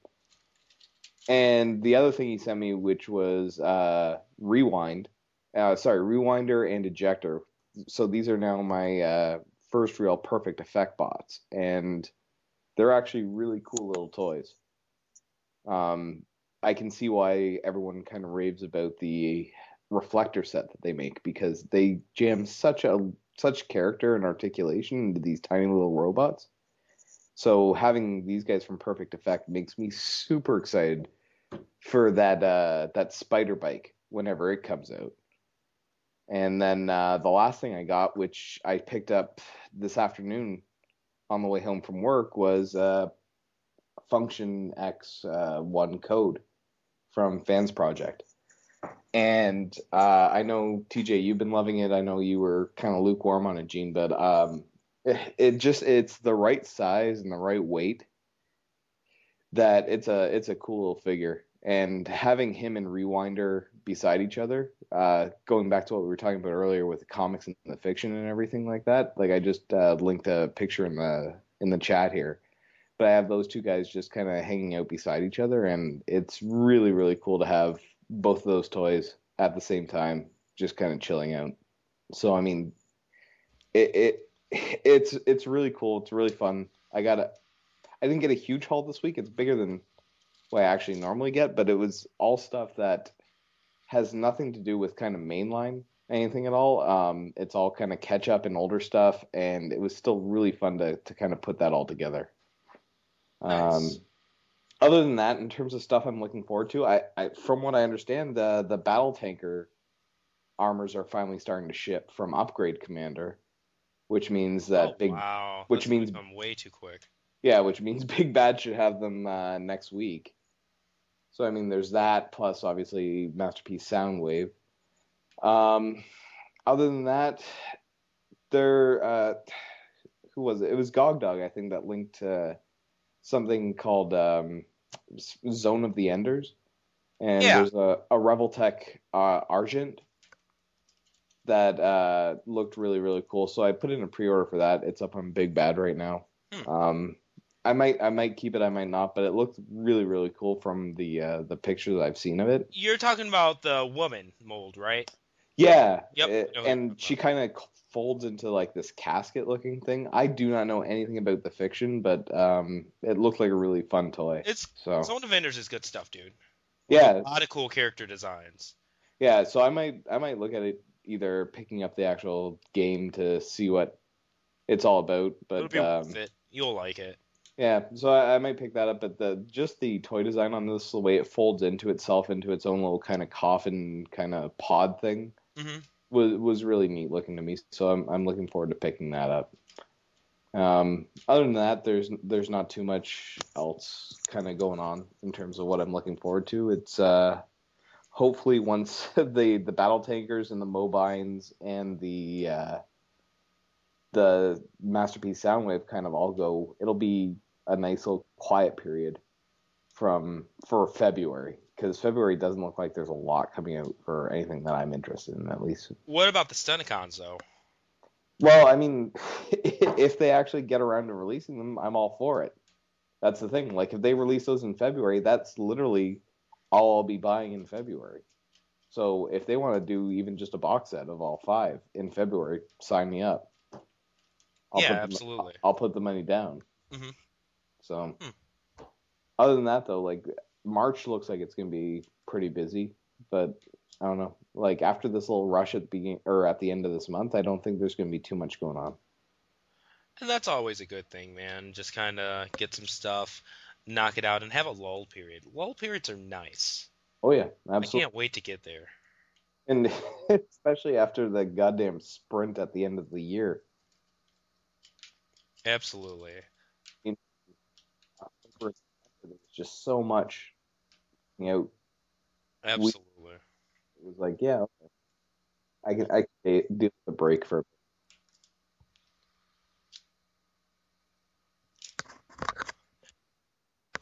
Hey, Ian, are you there?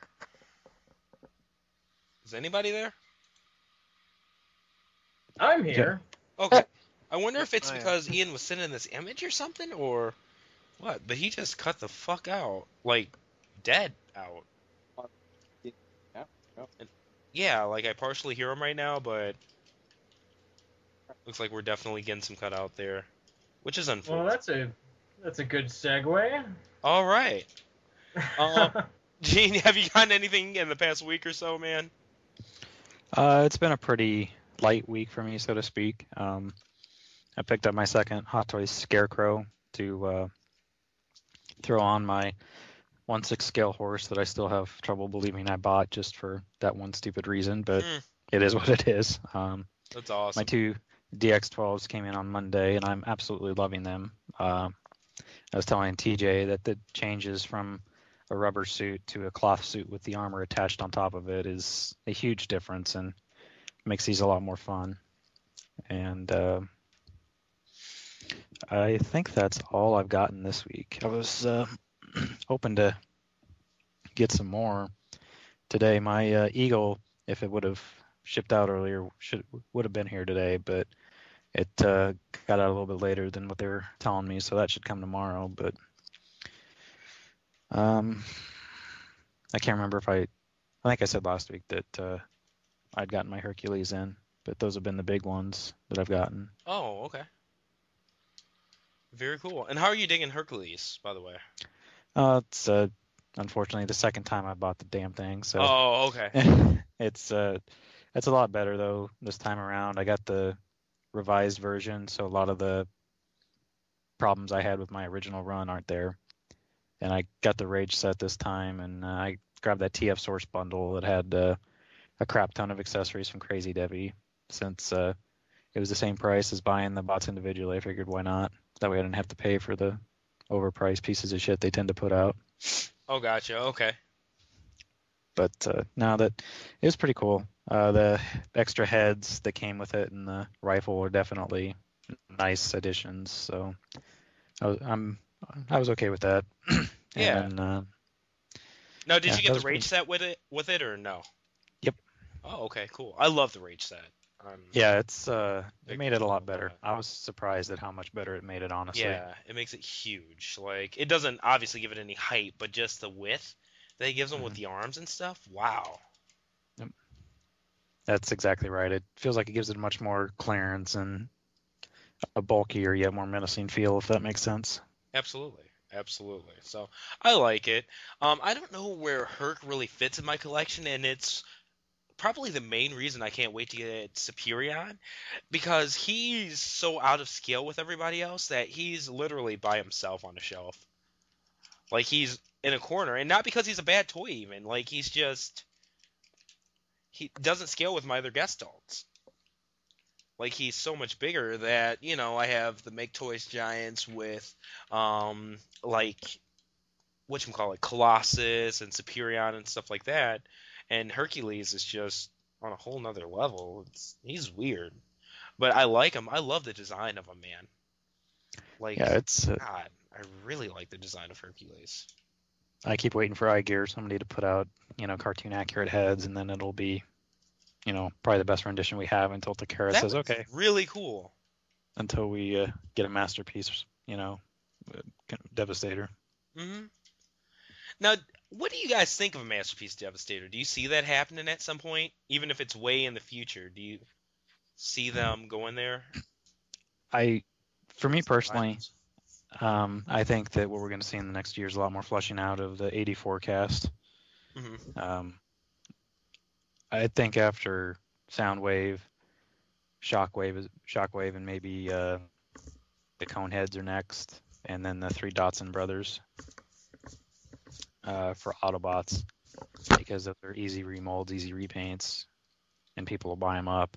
I think after that, though, I know that somebody, I want to say it was Locust Rain, John and I were talking. He said that one of the rumors that they'd heard was that I want to say if it was at Auto Assembly. I may be misquoting him, but I just remember that he'd heard the rumor somewhere that Takara was looking very, very hard at a masterpiece Minosaur and Stunticons, which, you know what, I am all for that, because I think that'd be a great way to introduce it and see how they do with it, Yeah. Absolutely. I think it's one of those things that's going to be kind of inevitable at some point when you look at because obviously they're paying attention. They see what we're spending money on, and they're really trying to undercut the guys that are trying to do what they're doing. So I think at some point they're going to take that gamble, but I don't think it's going to be too much of a gamble. I think they're going to sell out well, given how well their designers have handled the Masterpiece line.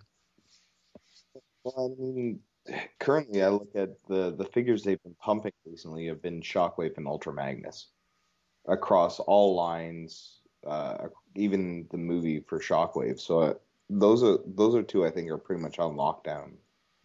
Masterpiece. The fact that they put out so many Ultra Magnus toys with absolutely zero, like, he hasn't been in Prime. Oh yeah, all of a sudden there are like Ultra Magnus toys out of the woodwork.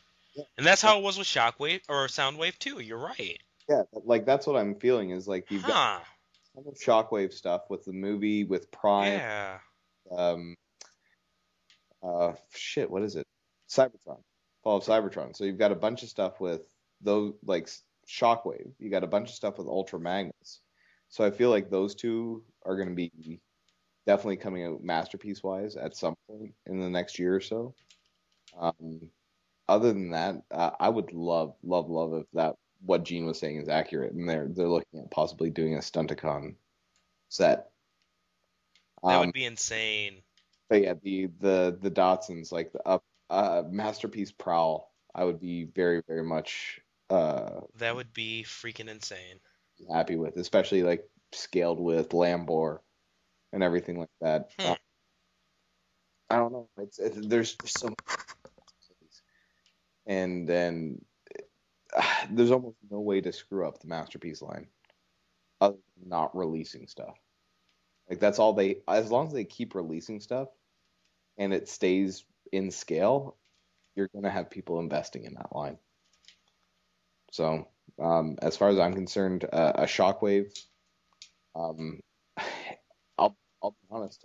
One that I would really like to see would be Galvatron. That would be insane. I'm not sure they'll do it, but I would really like to see a Galvatron masterpiece. That's just me. I wonder what their thing is with Galvatron in general.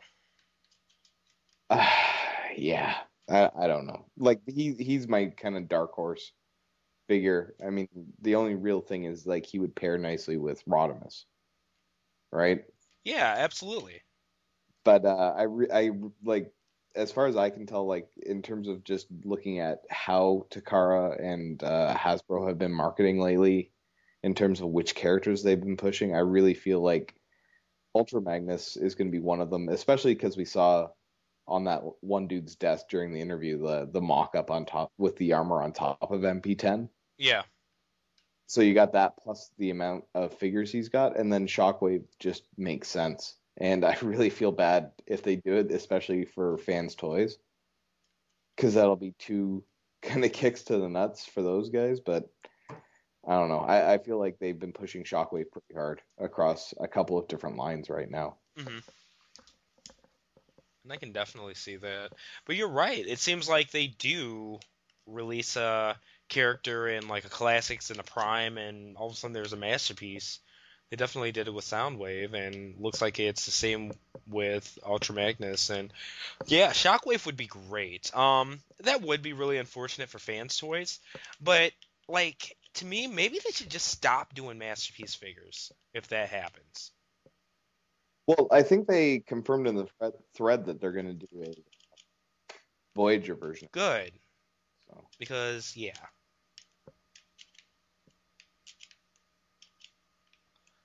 Yeah, it's just kind of at that point where it's like, I don't know. Stop it, masterpiece. Yeah, it's like at that shame on me point. Yeah, so is Takara's kind of bread and butter. If you're going to do third party and you're going to step on their toes, like that's the absolute worst place to do it. Absolutely. And it's, it's crazy to me. I don't know what development time is on figures, but if they can just see like a third party announce something and then within like a month have an official version. I think the development time is about, if I recall, I think the development time is about like 2 years actually, or like a year and a half. So then what the fuck? I don't know. I remember it was at BotCon. There was a Hasbro panel, and I want to say it was at least a year, and then more to go through development and everything like that. So, and it makes complete sense. But still, I mean, I don't know, man. Did Soundwave, was it really already just planned and not teased at all, or look out, like, because also think about how far in production the movies and the cartoon is. When you think about that, like how Dark of the Moon came out, a year and a half, 2 years ago, and that's when they had that guy in there. They had the High Moon video game Soundwave. They had Transformers Prime Soundwave. Those all had a huge amount of lead time as well. Absolutely. So, thinking about creating CG characters for the movie and the cartoon, and then also for the video game, like those all have huge amounts of lead time. And I feel it's the same way for the other guys we've been talking about. So I don't know. Like I just feel like it might be just a bad set of timing. And see, that's unfortunate, but yeah, even with that then, if you see that, okay, this is the stuff that's been developed and this is where they're headed, just let Hashtag do their thing when it comes to masterpieces and don't mess with them. Obviously, classics is at like I'd say a lull, a down point or whatever. Make more classics. There are so many classics characters that aren't touched on. And hell, what if they even went into like Victory and Master Force and stuff like that more? You can't lose. Give me a nice Victory Saber. Exactly. So, yeah. And Matt, it looks like he's about to head out here pretty shortly. It looks like it's just my halls left, so we're actually going to finish up here. But Matt, if you got to go right this instant, you want to go ahead and say peace out, or? Hello, Matt Dennett. Oh, sorry. Oh, can you guys hear me? Or But yeah, I gotta take off here. So thanks again, guys, for an awesome recording, and see you back and better than this week. We'll be back next week. All right. absolutely, and good to have you back, man. Absolutely. It's always a fun time to be on here. So next week we should have a lot more news, a lot of exciting stuff coming up here at the end of this month. So Here's hoping. Yep. As always. All right, peace out, Matt. Have a great night. All right. See you guys. All right. See you, Matty. All right, and we are on the down half here. Me, get-wise or whatever, I'm not even going to get into what I've gotten this week, because honestly, I think I got a couple of figures, but I'm not even sure. Oh, I know for sure I got that Tamashii web exclusive. It's the Robot Spirits Tamashii Gundam Wing. It's the Kai version from Endless Waltz. It's more of a hybrid. It's a really robot-style wing, but it's got some really pretty blues and yellows on the wing and stuff like that.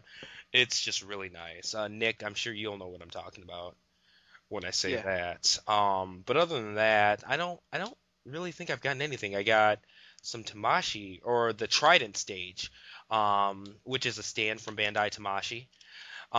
It works a lot like their normal act stages or whatever. Same attachments and stuff, but this one just lets you hold 3 characters on it at a time, so it's really cool. It's actually really, really neat.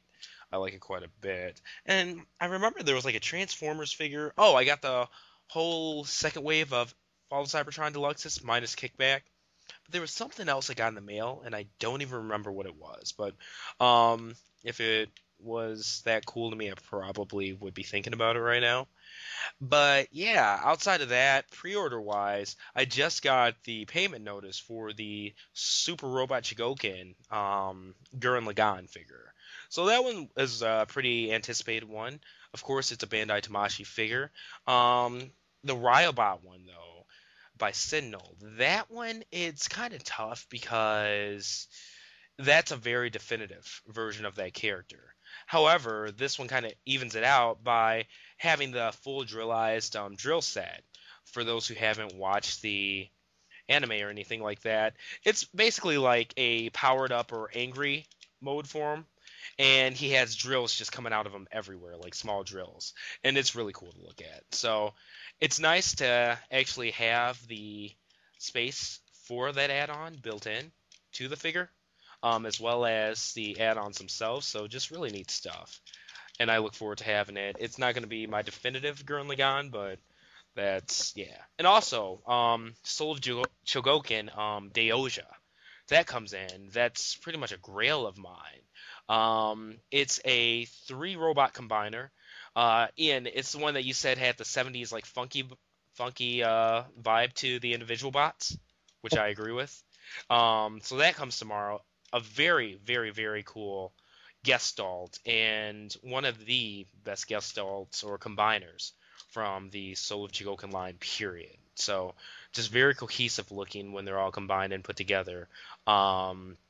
It's crazy to see combiners that get put together into a big robot, and you can't tell they're a combined version of multiple robots at all. Like, this thing just looks like one big toy of its own, which is really neat. Says a lot about their engineering and stuff like that. So look forward to that. Other than that, no pre-orders that haven't talked about already or with you guys, because like the battle tankers and stuff like that coming next week, that's one that I'm very excited for. Probably as much or more excited than anything else this year, because I'm a huge proponent of battle tanker. Like, I love that upgrade kit. To me, it's like the best third-party upgrade kit, period. Very underrated, in my opinion. But yeah, outside of that, I've really got nothing. Did anybody else have anything to add? Maybe anything you've forgotten? I mean, I'm still looking forward to that yellow lion thing that you got. I want to see the review that you're going to put up. Oh, absolutely. That's Kurojishi that came with Tobakashi. That's another Soul of Chogokin toy for the Ninja Senshi Tobakashi cartoon. yeah, another obscure anime. I feel like I mentioned those a lot on this podcast nowadays. But yeah, very cool toy, transforming robot. And it's, if anybody's familiar with like the Fans Project aesthetic, it pretty much fits that to a T. But all die cast, very strong and sturdy. The lion mode is just awesome though. That takes the cake. Even though the robot looks pretty cool, the lion mode is really nice. Nice sword that the lion holds in its mouth and stuff like that as a weapon even. It's cool. It's just good stuff. And I look forward to getting that review out too, Ian, most definitely. That's actually going to be my next one now that I've gotten Dan Kuga reviewed on the site. But yeah. If nobody's got anything else, I'll go ahead and close this one out. Once again, this is TF Beyond Toy Podcast. This has been issue episode number 11. It is still January 16th. 2013, so second podcast of the new year, starting off strong, 2 weeks in a row with some really good podcasts and really good topics and stuff like that. Hopefully the news keeps coming and we keep having stuff to talk about. Anyways, this has been TJ Duckett. I'm with Gene Unick, Ian Reid, and Nick Lanciaux, correct? Yes, no, maybe? Am I getting there? You're getting better. All right. That's what counts. I'm going to give myself a C- for effort because you just said it like an hour ago. But anyway, yeah, it's been real, guys. Thank you guys for joining me. And thank you, Matt. He cut out about 5 minutes ago, so he pretty much made it to the end himself. And yeah, it's been awesome. It's been real, and I'll see you guys next week. See everybody later. Have a good one, guys. Later.